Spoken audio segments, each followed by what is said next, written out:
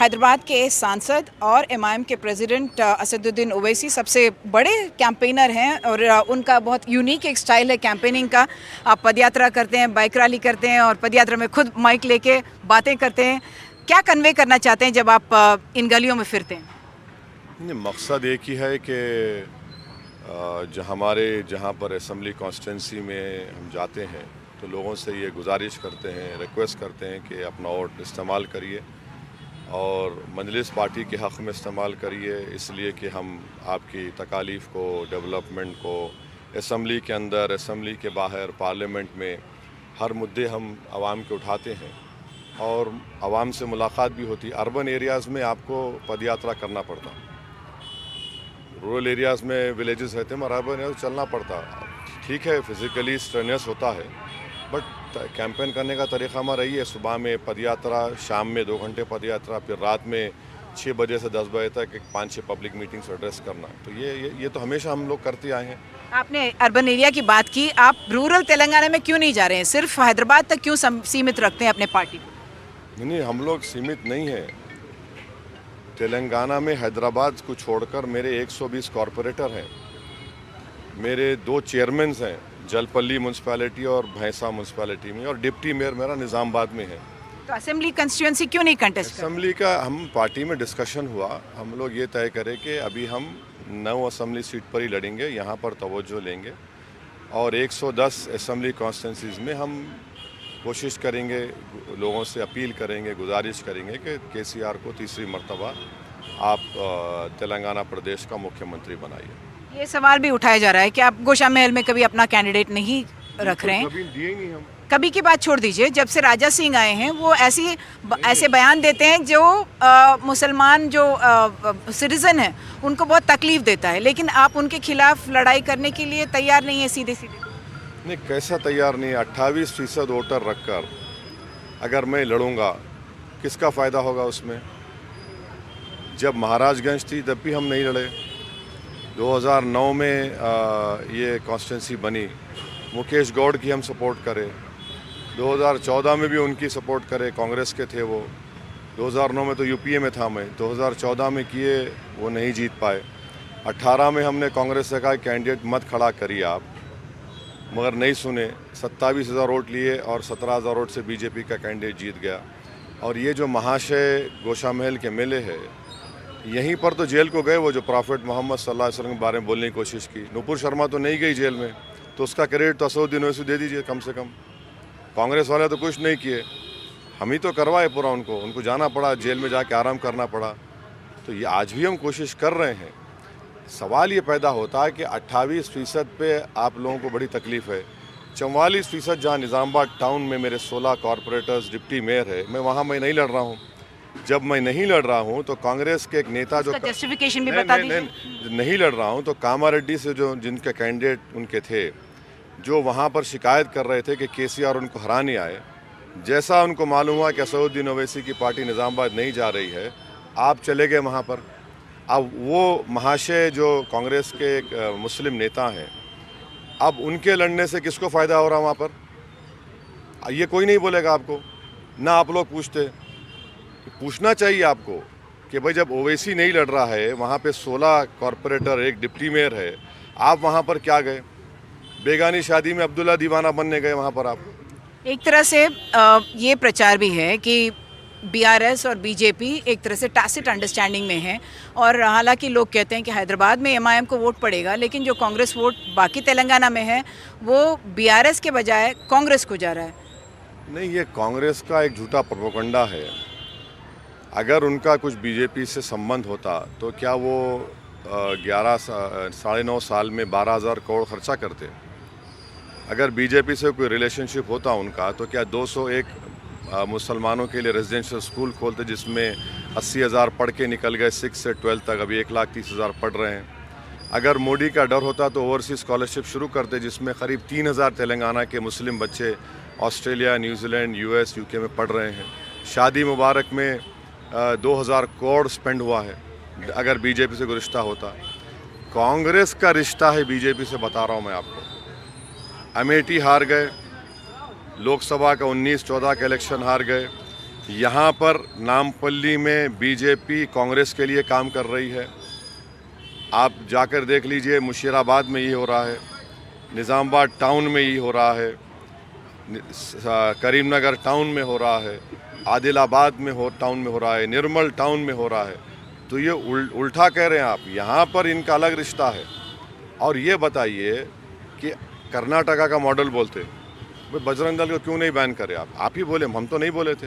Congress party बोली थी Bajrang Dal ban करेंगे। लेकिन ये सवाल भी आपके वोटर्स या समर्थक भी कहते हैं कि असद भाई बाहर जाके बहुत सारे वोट कंस्टिट्यूंसीज में कंटेस्ट कर रहे हैं और भाजपा की मदद कर रहे हैं। नहीं, अब यहाँ पे नए लड़के किसकी मदद कर रहा हूँ मैं?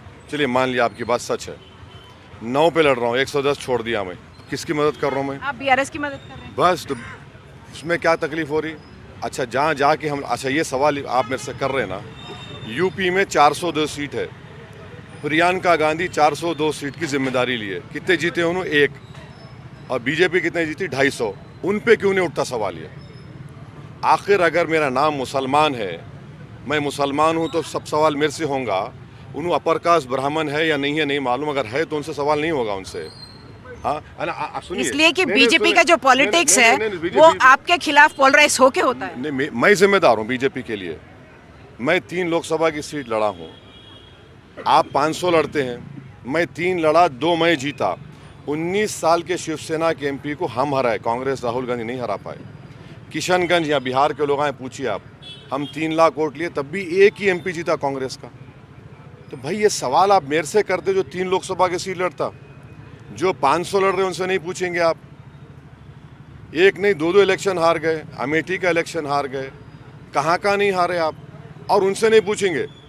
सवाल ये पैदा होता है कि क्या इस देश में मुस्लिम अल्पसंख्यक समाज को अपनी पॉलिटिकल लीडरशिप बनाने का राइट है या नहीं है?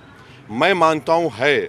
जिस तरह रेड्डी, कम्मा, ब्राह्मण, वेलमा, यादवा, मुनूर कापू, बीसी, ओबीसी, इसको हमारे को भी है। इसमें बुरी बात क्या है? इसमें डेमोक्रेसी मजबूत होगी ना। योगी ठाकुर है, ठाकुर पूरा वोट देते हैं उनको। मोदी ओबीसी हो जाते, ओबीसी बोल के नाम के वोट लेते, थोड़ा बहुत पढ़ता होंगे, जीतते भी हैं।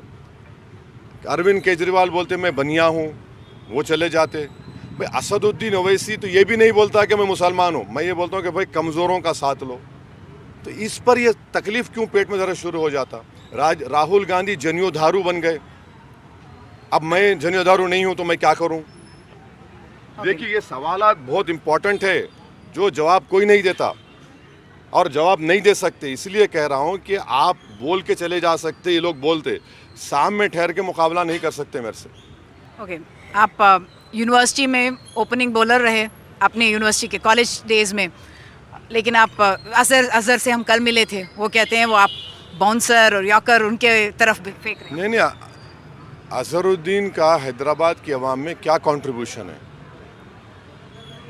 वो जो खैरताबाद असम्बली हल्का है, वो बाद में जुबली हिल्स बनी, 1984 में जानी में हमारे कैंडिडेट थे, 89 में काजिम थे, 94 में रशीद साहब उनका नाम वो थे, फिर चिन्ना श्रीसलम थे, उनका रिजेक्ट हुआ, नवीन यादव बने। मेरे दो कॉरपोरेटर है उसमें।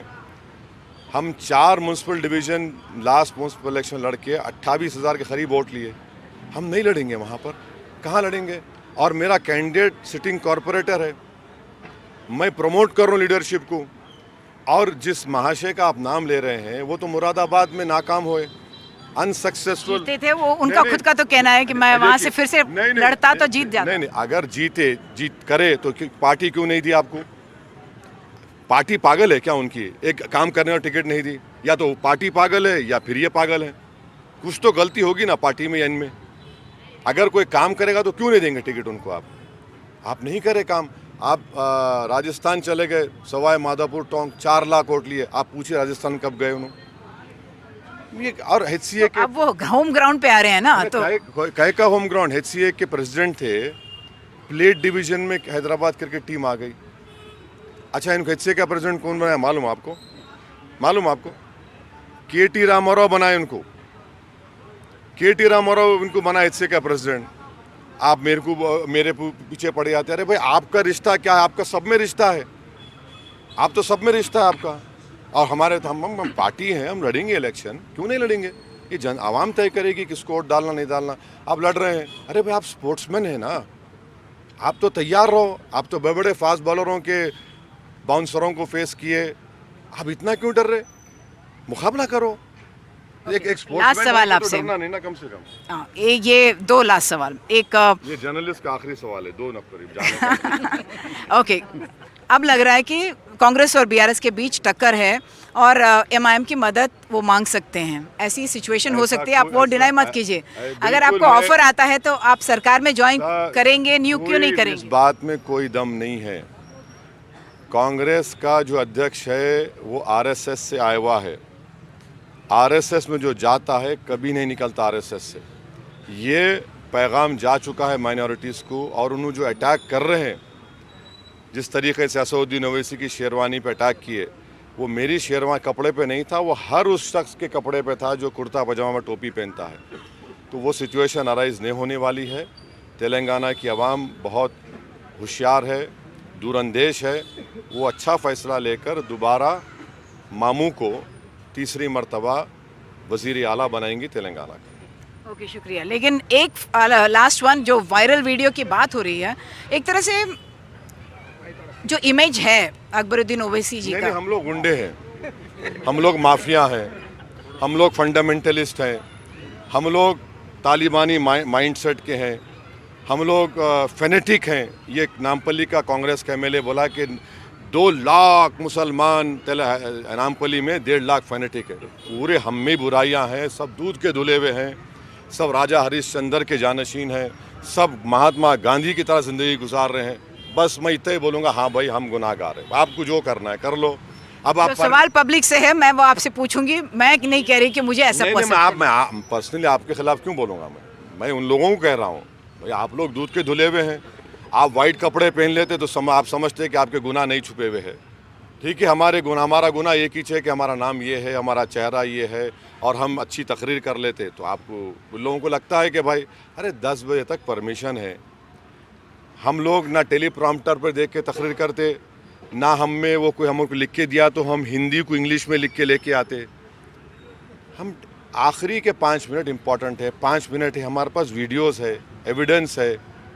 वहाँ पर वो ऑफिसर को ज़रूरत ही नहीं थी। हम 10 बज के 1 मिनट अरेस्ट करिए, केस बुक करिए, 5 मिनट है, आप बंद करो। क्या मतलब ये? ईसीआई को एक्शन लेना चाहिए उस ऑफिसर के खिलाफ। मैं कह रहा हूँ, आप वो officer free and fair election करवाना चाहिए। अच्छा, और एक बात सुनिए, अगर मैं किसी पुलिस ऑफिसर की तारीफ़ कर दूं आज पब्लिक मीटिंग में, क्या होगा उनका हाल?